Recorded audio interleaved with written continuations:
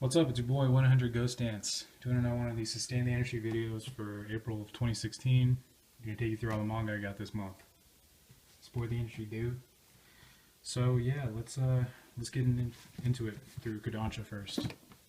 So yeah, Silent Voice Volume 6 came out this month, or like a week or so ago.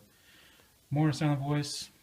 If you don't know, Shoya, the main character, I guess, he is a bully, or he was a bully in elementary school. He bullies this girl, Shoko, when she's in elementary school, and she ends up transferring schools.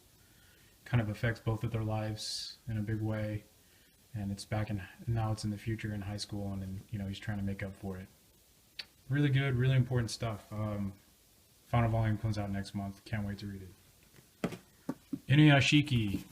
So this creator Gantz, never read Gantz, but I thought I would try this out. I really like his art style. Seems to write some dark shit.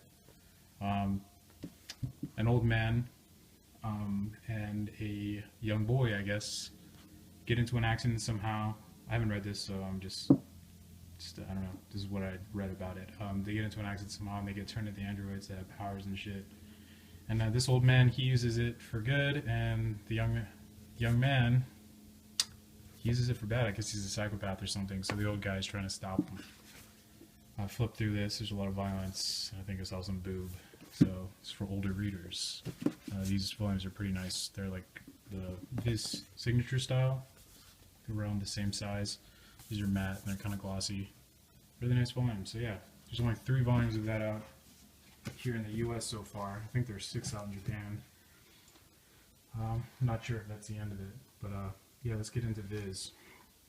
So yeah, all you need is kill. If you've heard of that Edge of Tomorrow movie with Tom Cruise, it was based off of a novel.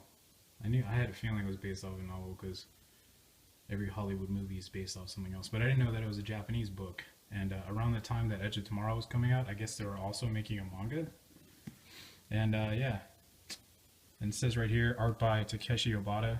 So that's the guy who did the art for Death Note and like Bakuman. So yeah, it's supposed to be like Groundhog's Day, but with mecha. Seems cool. I never watched Edge of Tomorrow, so this will be an interesting read. Seems cool. Plus, I like Death Note and the art style. Here's some more Viz. Monster. Got some Monster. This has been on my plan to watch list, the anime at least, for a long time. I recently watched this video. It's like a video series called Monben with Naoki Urasawa, the mangaka. He does this thing where he'll meet up with a manga artist and they kind of like observe him and they go over his technique and philosophies on manga and stuff. He did one with Inio Asano that I thought was really interesting, so I became kind of fascinated with Naoki Urasawa. So I decided to start, collecting his manga. Monster, he also did like 20th Century Boys and Pluto with Osamu Tezuka, the god of manga. So he's a god himself. It's about a brain surgeon saves this kid, and a series of murders starts happening, and he thinks that it's the kid that's doing it. So it's like a psychological thriller. Seems really good. I've never heard anyone say anything bad about Monster, or pretty much any of Naoki Urasawa's work. So I got the first 4 volumes of that. I think there's going to be 9 in total. I think the 7th one is out. So 8 and 9 are coming here in the future. Some more Viz. Yeah, Junji Ito, master horror mangaka.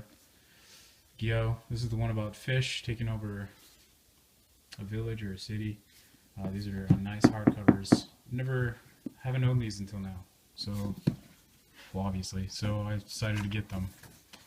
I feel like every manga collector should have some Junji Ito. I feel like it's a must, even if you're not a particular fan of horror manga. His stuff is just so influential, and you see it everywhere. And I got Uzumaki, which is perhaps his most popular. It is just a spiral starts taking over the city. This shape, spiral, and starts doing some mysterious shit. He's crazy. It's also a hardcover, the omnibus, whole story, everything in here. Great art, really dark, bloody.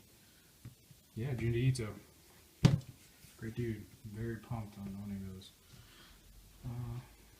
Let's get into Yen Press.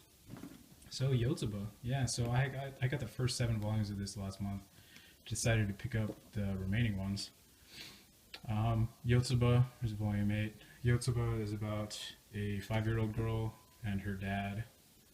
They move to a new city, and it's kind of her hanging out with her neighbors. She's really weird and super cute, man. I love her. She's awesome. Yeah, just makes me feel good when I read it. Super light. Nothing too serious goes on in here. Just her learning stuff. And here's the 12th volume. Yeah, there's only 12 out so far. 13th one should be going out soon. Yeah, Yotsuba, really good shit. Let's get into Vertical. So Nichijou, I love the anime. The anime was really good, and they started putting out the manga, which is the original source material. Yeah, you know, I kind of trust this is pretty good too. I haven't read this yet, but I love the anime. It's surreal humor. It's what they kind of like call it. It's like your Azumanga Daioh kind of thing. The anime was super funny. I'm sure this is really good too. I think the second volume of this comes out like in a week or something as well. And this was kind of random buy, but it was okay. I read this, The God's Lie. It's like a single 5 chapters, single all in one, like one shot. It's about this boy. I guess he skips baseball camp to hang out with this girl and her younger brother. It's kind of them spending time together and him learning about her and stuff, and her brother. It's pretty good.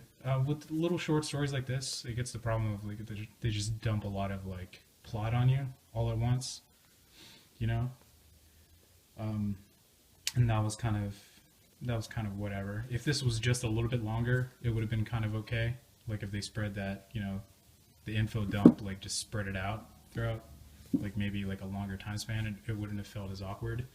But this was still okay. I liked it. Yeah, whoops, my phone stopped recording. That's what I use to film these. Anyways, 7 Seas. It's going to 7 Seas now. Here it is, volume 3 of Haven't You Heard of Sakamoto. Really funny. The anime of this started airing. It's okay. I feel like the humor, I don't know if this is just because I've already seen the gags before, but I feel like the humor translates better. It translates better in manga form than with like a full 20-minute anime. But still really funny. Sakamoto is just the coolest dude. He's the best at everything. People try to fuck with him, and it just never works. He always comes out on top. He makes everyone look stupid, and he always looks cool. That's kind of what Sakamoto is about. It's really funny. I suggest you try the manga out, man. You'll have a giggle. And here's the last thing that I got. It's from Dark Horse. I'm in the middle of reading it right now, actually. Satoshi Kon's Opus. So Satoshi Kon, you might recognize that name. He's directed a lot of very, very influential, very huge anime movies. Perfect Blue, Millennium Actress, Paprika. Did an anime series called Paranoia Agent. Just some really big stuff. But before he was into movies, he was doing manga. This is one of them, Satoshi Kon's Opus. It's the little bit I've read so far. I read about a fourth of it. It's awesome. So what it's about is about a mangaka. I guess he's got a pretty popular series going on, and he plans to kill one of his characters in the manga, and that character pulls him into his manga. He pulls him into his own manga. And I guess he's trying to like stop him. The character in the manga is trying to change fate, and he I don't know. It's really meta, and it's crazy. And I guess this manga got put on hold whenever he started up his anime career, because anime was like kind of taking the forefront for him. So like the last chapter or so, they're actually like these like storyboards, because he unfortunately passed away in like 2010. So they went into his office and they found the storyboard so they could complete his opus. This is awesome. This is super cool. I'm really glad that I got that. So yeah, that's everything that I got this month. I got quite a bit. I still have some stuff that's on the way. Some late birthday manga. It's actually on the way. So there should be a video next month as well. But yeah. Yeah, this is everything that I got. What did you guys get? I know some of these aren't exactly things that came out in April, but whatever. So this is usually the part of the video where I recommend one. I think right off the bat I'll recommend Satoshi Kon's Opus. I've only read a fourth of it, and I'm not even sure if it ends well, but I think it's really interesting. I think it's super interesting, and the art is great. And this is really high quality paper and dark ink. Super good looking. Yotsuba as well, if you're looking for something super light and nothing too serious. Yotsuba is really great. There's 12 volumes. A Silent Voice. You need to read this if you haven't read it already. It's really important, man. And yeah, so those are the three that I guess I would recommend. That's it. Silent Voice, Opus, and Yotsuba. You know, Silent Voice for kind of like a melodrama about bullying. Yotsuba for something very lighthearted. And Satoshi Kon's Opus for something kind of sci-fi-ish, very meta. About, you know, by one of the greats, Satoshi Kon. He's crazy. He's crazy talented. So yeah, that's my video. Yeah, dude. I guess I'll see you guys next month with another one of these. I have a package or two. There's a couple things coming out next month or next week, even just like a, you know, not even a week from now, May 3rd. There's a couple things coming out. So look forward to that. See you guys next time. Sklow!